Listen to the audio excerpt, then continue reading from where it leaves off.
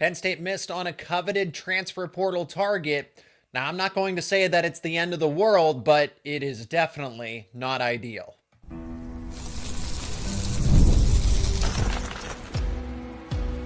You are Locked On Nittany Lions, your daily podcast on the Penn State Nittany Lions. Part of the Locked On Podcast Network, your team every day.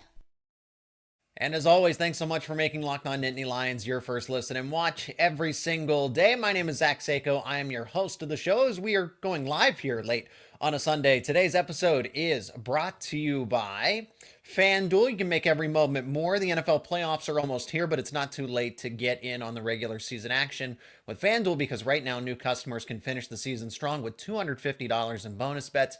If you win your first $5 bet, just visit FanDuel.com to get started looking for your questions, comments, reactions. And I think this is something that kind of just made its way through the headlines because of the awesome victory by Penn State over SMU, but they ended up missing out on a coveted defensive line transfer portal target here. And that is David Blay of Louisiana Tech.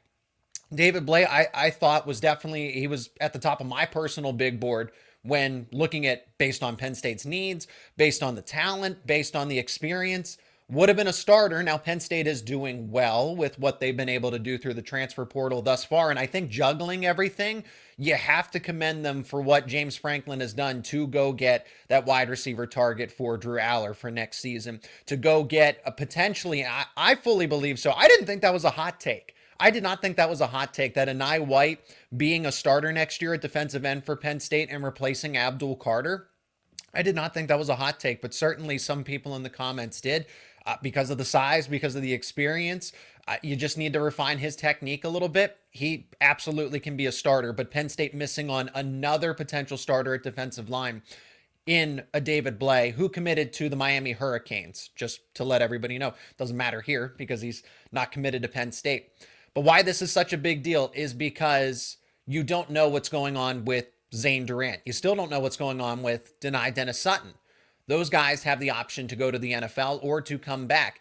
Even if Penn State is able to retain both of them, it is still an absolute necessity to get as many defensive linemen as you can, defensive ends and defensive tackles, both parts of the defensive line for Penn State, because they are going to lose Abdul Carter, most likely. I know he hasn't officially declared, but come on. He's going to be conservatively a top 15 NFL draft pick. Then add potentially, hopefully they come back. And it seems like things are at least maybe trending in the right direction. I'd say at 55-45 percentage-wise. That's not insider knowledge or anything. That's just kind of my hunch. But Dennis Sutton and Zane Durant, it would make sense for them to come back, and it seems like things are in good standing where they do return. So maybe that's why David Blay doesn't work out, but Penn State is losing Devon J. Thomas, starter at defensive tackle. They're losing Keziah Izzard, starter at defensive tackle. They're losing Amin Vanover. They're losing Smith Vilbert, in addition to Abdul Carter. Good news, I guess, at the end of the day, the fact that they still have Alonzo Ford. Alonzo Ford can come back, should come back, most likely will come back. I don't think that's up for the debate there, but recovering from an injury, from what has been deemed a long-term injury. So when are they going to get him back? But Penn State does not have a lot of depth on the defensive line. So to get Anai White through the portal is huge, but now missing on a David Blay. And frankly, I did not want Bear Alexander. But I guess as the saying goes, beggars cannot be choosers, if you will. I just didn't like the baggage that Bear Alexander was going to bring with him. And now I'm sitting here saying that, Penn State is in dire straits because they don't have an interior defensive tackle commitment out of the portal. David Blay was easily going to be a starter for Penn State. I don't think that was up for debate. Anai White has the expectation, at least for me personally. I think for Penn State as well. I can't imagine that Penn State just brings in Anai White to say that he is going to be a rotational player. They fully have the intention for him to be a starter with or without Dennis Sutton's decision because of what's going to happen with Abdul Carter moving on to the NFL for sure. Max Granville, Jalen Harvey, I think they are the future of this team at defensive end. But later rather than sooner, the inverse of that saying, because I still think those guys need to develop. It was good to see them get in against SMU, get some snaps against SMU, but to say that they can be starters and impact type of players, or strong impact type of players, because I would like to see them in a stronger rotational role.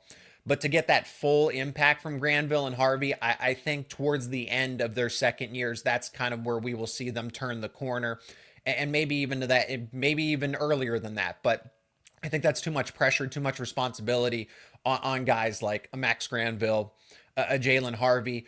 We haven't seen a lot from Xavier Gilliam and Ty Blanding. They got in late in the game. So that's something to kind of continue monitoring here.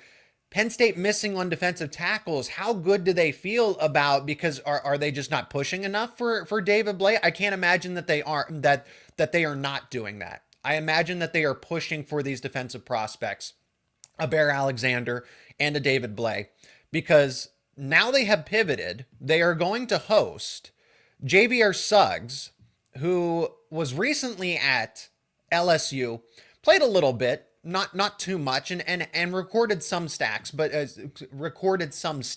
pardon me. But that is somebody to keep an eye on now, is that Penn State has not stopped. They didn't say, oh, well, we missed on Bear Alexander, we missed on David Blay, so now we're going to have to pivot. And JVR Suggs is not that clear top defensive prospect, if you will, in the transfer portal. I think he's quality. I think he's certainly a rotational piece, but this is where the argument comes in. Could he even start? Because I like the idea of Zane Durant, and when Alonzo Ford's fully healthy, optimistically, of course, sooner rather than later, but you need reinforcements. So the idea of David Blay and hopefully a Zane Durant. This really gets out of control if Penn State does not get Zane Durant and deny Dennis Sutton back. I think if you lose one, that's still an issue, because you are without starting players. It's not even about depth at that point. You are missing a starter. You're missing an impact player that can make this team into a championship caliber team for the 2025 season. So Penn State certainly has to get things in order. Suggs is a good player, a quality player, had some impact for LSU, 6'3", almost 300 pounds. So ideally, he'd be able to help stop the run. I think he'd be a two-down defensive tackle, and then see if you can get maybe more of a pass rushing type in there. He might be a three-down player for Penn State, but he's not the top target, and that's why Penn State has pivoted here. Talk about some other things. Also, Beau Pribula as well. I want to throw some other names out there that Penn State is connected to. See how strong or how likely the chances are that Penn State even lands some of these players. So Penn State is not finished at receiver. We've addressed that. If you're new here to the show, thank you so much for joining. But if you're new here, the discourse around this is that Kyron Hudson is not enough. Kyron Hudson is a great step in the right direction, but Penn State still needs more. So missing on a player like an Eric Rivers, who committed to Georgia Tech, is not ideal. Penn State didn't just need one wide receiver. It was either you hit the home run or you're going to have to get a lot of singles and doubles in this case. And that's what they're going for. They're going for, I played a little bit of baseball growing up, so I'm going to use those references, but that's what they're doing here. They're going to have a collection of quality wide receivers as opposed to that superstar, if you will. And they're going after Devontae Ross. And Devontae Ross is certainly going to at least help you. But for Penn State, I don't know that it's going to be the easiest commitment here. They're going to have to fend off in Oklahoma, and Oklahoma is certainly competitive with its NIL. For those who don't know about Ross, what kind of player he is, 6 foot, 170 pounds. And this is a player that can stretch the field. And that's interesting to me, because why are they targeting a player? The more the merrier, right? If you can get as many wide receivers as possible here. But for Penn State to target a player that they already have on their roster, Amari Evans.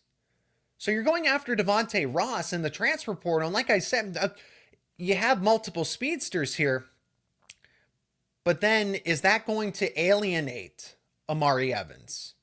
I don't know. Maybe he feels strongly enough about Penn State, but Kyron Hudson, Trey Wallace, and then if they happen to get a Devontae Ross, I'd say it's a coin flip, and I can't say that it's just Penn State and Oklahoma. Maybe it is, but at least just based on reporting, by national outlets that Ross, it seems like Penn State and Oklahoma are the strongest suitors in this case. But that would be interesting that Penn State's going to is targeting specifically a player that they already have in the fold. Malachi Fields is somebody that it seemed like a logical destination because Penn State, Marcus Hagans as the wide receivers coach, Fields is leaving University of Virginia, where Hagans, when he was over at UVA, recruited Malachi Fields there. But then Notre Dame came in, and then there's the rumor of a massive NIL deal and stuff. At least that's what's circulating, okay? But why hasn't, if Notre Dame is strongly pursuing him that much, why hasn't he committed yet? That's all I'm saying there. That's just my opinion there. But Penn State really has its work cut out for them. So there are other transfer portal targets. Again, looking for your questions, comments, any other reactions you have about the SMU game, about playing Boise State. But we will talk more about the transfer portal, including Beau Pribula. Beau Pribula made his decision, and he is headed to the SEC. We are going to talk about it more on the other side of this break. And today's live episode is brought to you by Rocket Money. Did Rocket Money help you find any subscriptions you forgot about or that you were paying for twice? Now, that's definitely happened to me before. I had a few subscriptions that I didn't even realize I was still paying for, and Rocket Money made it so easy to track all of them down. It's like having a personal assistant, but for your finances. Rocket Money is a personal finance app that helps you find and cancel your unwanted subscriptions, monitors your spending, and helps you lower your bills so you can grow your savings. Brings everything together in one place, whether it's subscriptions, your spending habits, or even the goals you want to hit this year. Rocket Money has over 5 million users and has saved a total of $500 million in canceled subscriptions, saving members up to $740 a year when using all of the app's premium features. Now, for me, one of the best features is the subscription tracker. I've used it to cancel services I wasn't using anymore, and I've already saved a ton of money. Plus, with the goals feature, so there is a distinct goals feature that I've been able to use to automatically set aside for money for my future, and then there's no more stressing about budgeting or anything like that. You can cancel your unwanted subscriptions and reach your financial goals faster with Rocket Money. Go to rocketmoney.com/lockedon today. That is rocketmoney.com/lockedon, rocketmoney.com/lockedon. Let's return to our discussion about the transfer portal. I'm sure people are curious to know, where did Beau Pribula decide to commit? So we'll talk about that. And again, looking forward to any of your questions, reactions, comments, anything you want to contribute.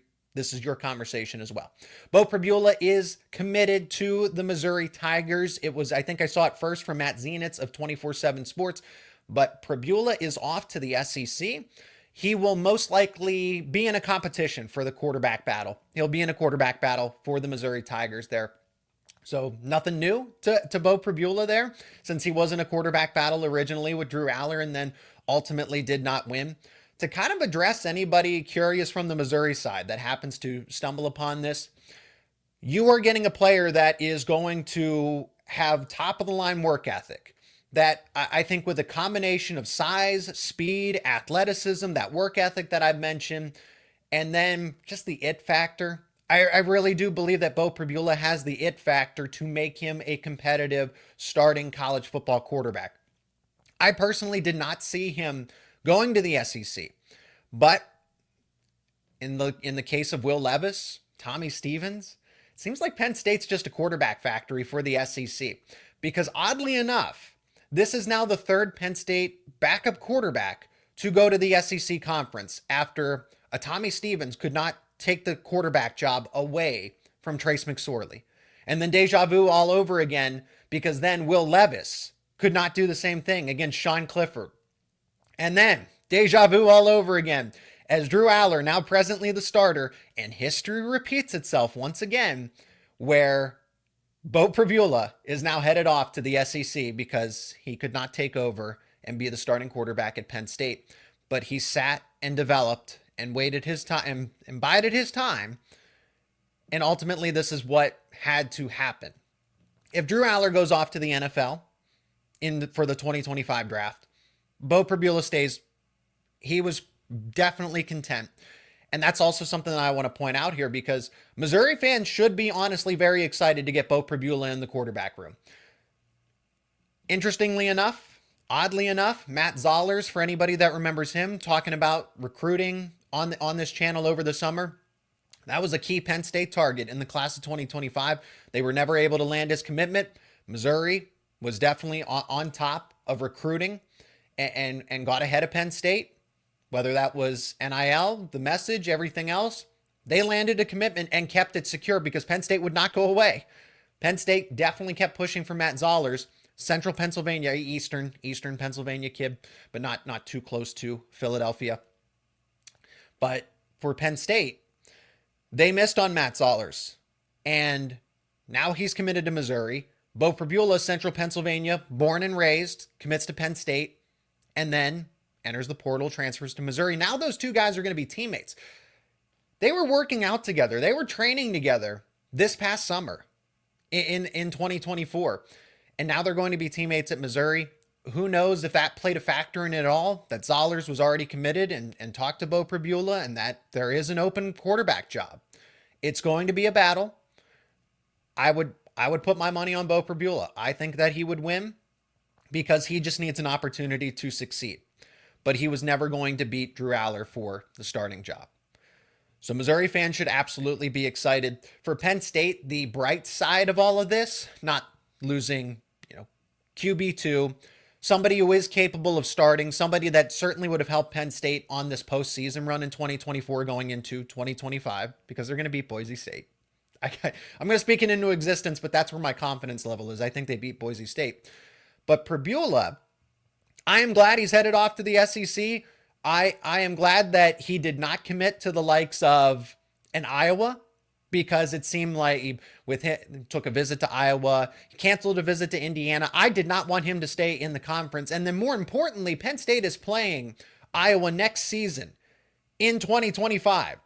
So the idea of Penn State having to go to Kinnick Stadium in mid-October, and then you have Beau Pribula, the former quarterback at Penn State who knows the ins and outs of the Andy Kotelnicki offense, now playing for the Iowa Hawkeyes, which certainly, even though Penn State has gotten the better of them recently, they are upset-minded every time.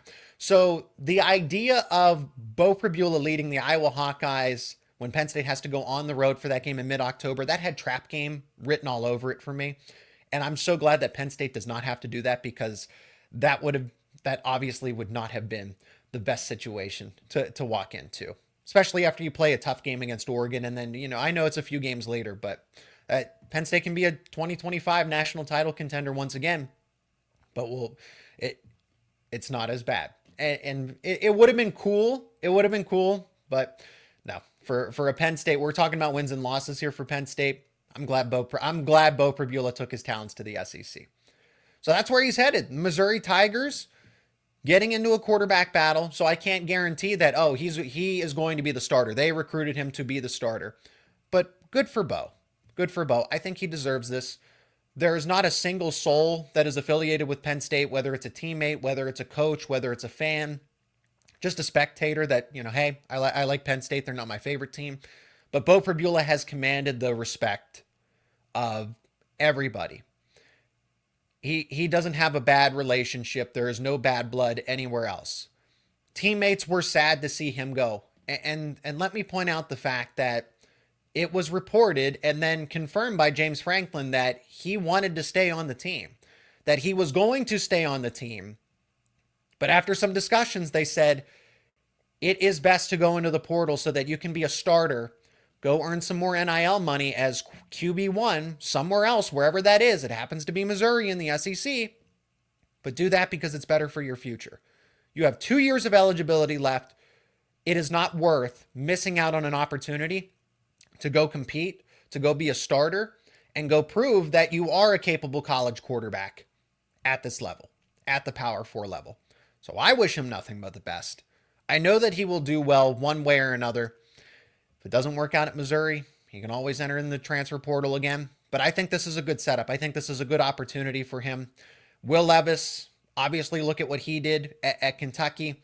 I don't think it exactly went the best for Tommy Stevens, and he dealt with some injuries at Mississippi State. Joe Moorhead went down there as a head coach, so that was kind of that natural transition. Quarterback follows the system that he's familiar with. So for Beau Pribula, he is going into a completely brand new environment, aside from the fact that he's familiar with Matt Zollers. So there is that connection there. I don't know how much a freshman quarterback is going to be able to help him, but he has a friend. He has a friend, right? But Beau Pribula only knows Central PA. Born and raised, Penn State fan, got to play at Penn State for the past 3 seasons through his redshirt sophomore campaign. This is all he knows. This is going to be uncharted waters for him. He's definitely up for the challenge. Definitely up for the challenge. Again, if you have any questions, comments, feedback, let me know. We got over 200 viewers in this live channel here, in this live stream for Locked On Nittany Lions. Appreciate it if you have any questions or comments. We'll get back into Penn State's side of things. Wanted to talk about Beau Pribula because that was breaking here late on a Sunday night. Thought it was worth talking about. But we'll take another timeout. And when we return, we'll talk about some other targets that Penn State can go after in the transfer portal to really win this cycle. And certainly there is one player that I am keyed in on that if Penn State can land a commitment from, Tom Allen. That is going to be the secret weapon in Tom Allen's defense for 2025. We'll talk about it more after a word from our sponsors. And today's episode is also brought to you by FanDuel. The NFL playoffs are almost here, but it's not too late to get in on the regular season action with FanDuel, America's #1 sportsbook, because right now, new customers can finish the season strong with $250 in bonus bets. That's right, $250 in bonus bets if you win your first $5 bet. FanDuel has so many ways for you to pick up a W.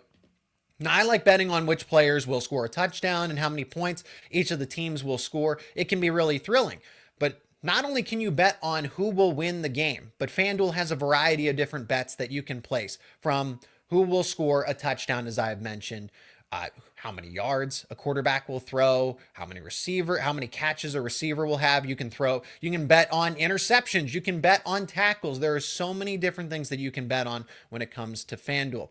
All you got to do is visit FanDuel.com to join today. That is FanDuel.com for a chance at $250 in bonus bets. Yes, $250 in bonus bets if you win that first $5 bet. Make every moment more with FanDuel, an official sportsbook partner of the NFL.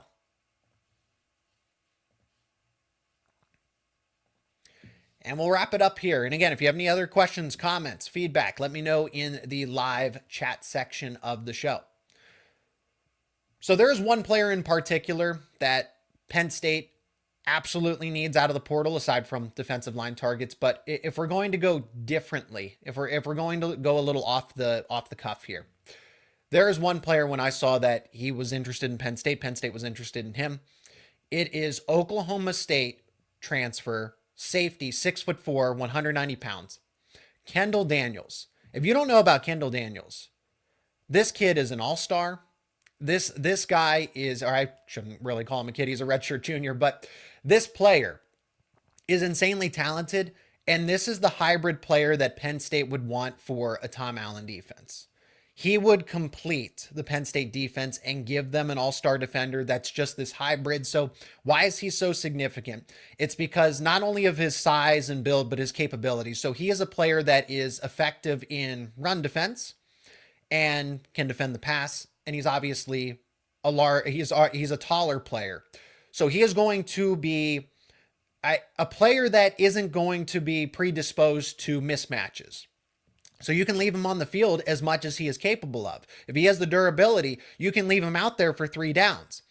And that is the key to a Tom Allen defense.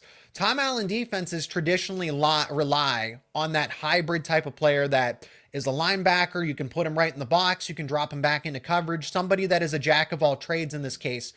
And that is what Kendall Daniels would be. He was extremely successful at Oklahoma State.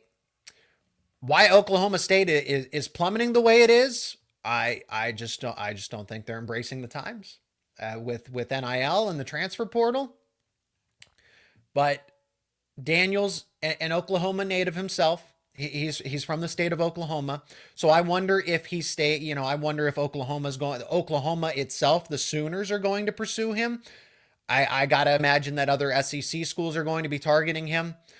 This is a player that is certainly the key to making Penn State's this transfer portal cycle for Penn State that much better. So you get a Kyron Hudson, you get Nanai White. If you're able to retain the players that have the option to go off to the NFL, denies Dennis Sutton, Zane Durant, and then you add a player like Kendall Daniels, I really have no other complaints. I don't know that I can make another episode after that analyzing, saying, hey, okay, they still need this player, they need that player. That fixes everything. I really believe that Kendall Daniels has that kind of potential for Penn State because that's an immediate replacement for what KJ Winston could have been. But KJ Winston, definitely a great player in his own right, would have been elite, and Penn State's defense would have been that much better this season had he played and was fully healthy. But that is what Kendall Daniels is going to give you in his own right. So Daniels is going to give you something that KJ Winston couldn't have. I think that Daniels is a better pass defender, and I'm not saying it's because KJ Winston is bad against the pass, but his best attributes were defending the run. But Daniels can do that and then be a viable playmaker in the passing in pass defense as well. So if you don't know about Daniels, definitely circle him on your list for Penn State. The transfer portal is going to close in about, give or take, depending on when you listen to this or watch this back, 6-7 days, or December 28th. And so there are players that can enter the portal that we are not talking about at this time. The transfer portal is always going to be a fluid situation. For Penn State, they don't know if there are players that are going to be in the portal just yet. Somebody could enter in last second. Also, watch bowl games. And I'm not trying to say that to advertise bowl game viewership. No, I'm saying watch for the bowl games, and when they finish, that is when more players will announce the decisions to enter the transfer portal. So even if we're not hearing about a select name, there might be somebody that enters the portal over the next, give or take a week, less than a week, that Penn State's going to be certainly interested in. But also, and the decisions don't have to be made by the 28th.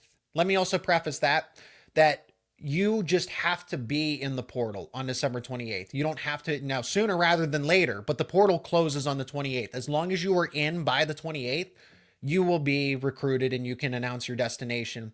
But like Beau Pribula, you want to make your decision sooner rather than later so that these spots on these teams do not close up, because then you are going to be left without a destination. People think that, the transfer portal is great for player mobility, and it is. It is great for player mobility. It gives the player the option to be in charge of their own careers. I don't have an issue with the transfer portal there. But the transfer portal, to an extent, is also weaponized. You are not guaranteed, if you go into the portal, you are not guaranteed a destination. And that is what we are seeing. So it is great to see player X, Y, Z land here. Beau Pribula landing at Missouri. But you have to be strategic. If you go into the portal, you give up that guarantee that you are already on a roster. You are already at a system where you are benefiting somewhat. Maybe you don't like your playing time to an extent, but you could go from some playing time to no playing time if you play your cards wrong and go into the portal. You could get absolutely displaced. So just be careful. It's a double-ended sword. Some players, they benefit, they work out. It's a situation of the grass is not greener on the other side if you go into the portal. So it is necessary in this age of college football. I am obviously not advocating to do anything about it as much. I would say that it's a headache for a lot of college football programs. You have to re-recruit your own team. But that is where we are in the modern age of college football. I think the transfer portal, like I said, it's great for player mobility. But know that there is a dark side to the transfer portal, and not everything. The grass is not always greener. You could be finished with college football if you go into the portal and there is no opportunity for you. If you wait too long, don't make a decision too soon. But more bowl games are going to happen over the course of the 23rd. I don't think there are any bowl games on the 25th, Christmas, on Christmas. And we can check that real quick if anybody will, bear with me here. Let's see when the next slate of bowl games are ready to go. So there are a couple bowl games on Monday, December 23rd. There's one on Christmas Eve, and then there's 3 more on the 26th, a bunch on the 27th, and then a bunch on the 28th, right? Friday and Saturday. Not surprised there. So there could be a lot of late entries into the transfer portal after some of these games finish up. If a player feels like they still need to prove something at their previous school, that is what they're going to do. They're going to stay and play in that game. Or if players know that they're finished and they're going to say, well, I'm finished here, and they went into the portal and it was an easier decision for them. I feel like some of them still need to prove something, and this bowl game is actually beneficial for them in a sense. I would certainly keep an eye, Penn State fans, keep an eye on Kendall Daniels. Hopefully he chooses Penn State and does not go somewhere else. That's going to do it for me here on this live edition of Locked On Nittany Lions, and we'll do more of these because there's going to be more transfer portal moves. Hopefully not a lot of exits for Penn State, but entries, more additions for Penn State, because this 2025 team can be really good if they can retain the prospects that have a decision to go off to the NFL and make these key additions, these not only complementary players, but guys that could come in and start right away for the Nittany Lions in 2025. If you're not already, become an everyday or subscribe to Locked On Nittany Lions on YouTube and wherever you get your podcasts, because we're talking about everything Penn State football, Penn State wrestling, Penn State basketball, transfer portal, recruiting, game reactions, analysis, all of it is right here on Locked On Nittany Lions. Appreciate each and every one of you for checking out this live episode of the show, and I'll talk to you very soon here on Locked On Nittany Lions.